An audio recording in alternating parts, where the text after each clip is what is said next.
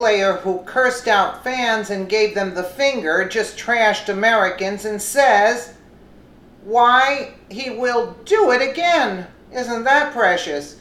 They can make millions, drive fancy cars, and live in mansions, but they just can't seem to be able to leave the ghetto no matter how much they try. Kansas City Chiefs player Marcus Peters has been protesting the national anthem for quite some time now. Of course, the ungrateful millionaire has also made it quite clear that he is not obligated to talk about it or issue a reason for his decision to not stand. Instead, he blames those who have been insulted by his disrespect and accused them of having it all wrong about him. Isn't that precious again? Yes, I bet we all have it all wrong, seeing as how NFL TV viewership and attendance has fallen since these despicable protests started. He finally decided to break his arrogant silence and to give excuses about his protest in order to shed more light on the issue, as if we really care. And he goes on, I ain't trying to get into a back and forth conversation of me trying to prove that I'm not being disrespectful or that I am being disrespectful towards the American flag. Man, come on, man. I'm an American, bro, or whatever. I'm an African American that was born in this wonderful country that we all can live in. How about we start all protecting each expletive other and come together? You feel me? It will be better for it. You know, they just should have a recording on him just saying this, you know. Well, as you can tell by his very eloquent statement, he is making excuses for the inexcusable. He has never protested the culture of rape, abuse, and drugs the NFL has been faced with, so he decides to protest America and all she stands for, all we stand for. ABC reports Chiefs CB Marcus Peters caught on camera shouting profanity at a fan. Kansas City, Missouri Chiefs coach Andy Reid said he has spoken with cornerback Marcus Peters about his apparent use of profanity directed to a fan during Monday night's game against Washington at Arrowhead Stadium. I had a chance to see what took place, Reid said. We can't go in that direction. It's been addressed. I love the compete in the kid. I appreciate his work ethic and everything else, but as professionals, that's not something we want to take place.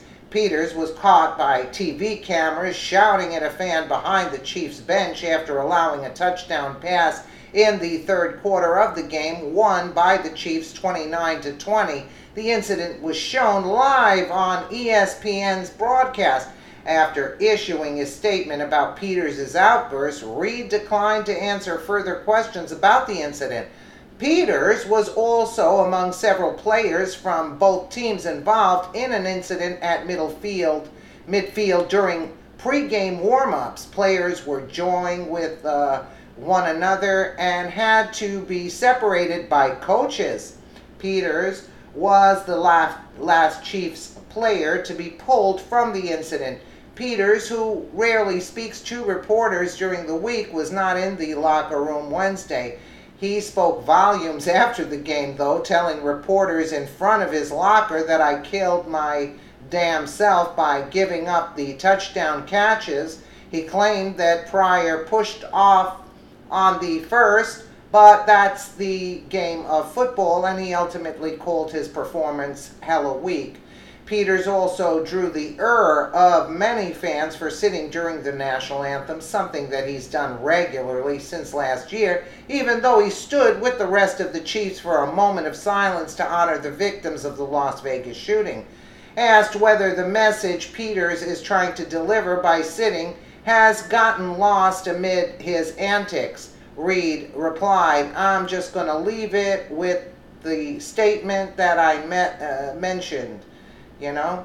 And he goes on here, which we're not going to see because it's inappropriate. In a way, let's hope these ignorant players keep up this nonsense. People who clearly can't even read, write, or speak English correctly have no business being millionaires. Well, I can disagree with that. All these ball tossers will have to go out and make an honest living like the rest of us in a job where if you don't understand the language, you will suffer dearly for it. It's inconceivable that a person who tosses a ball for a living gets millions to do so, while the very soldiers who protect this thug's right to spew his garbage makes peanuts. It's about time us Americans did some soul searching and started to put things into perspective.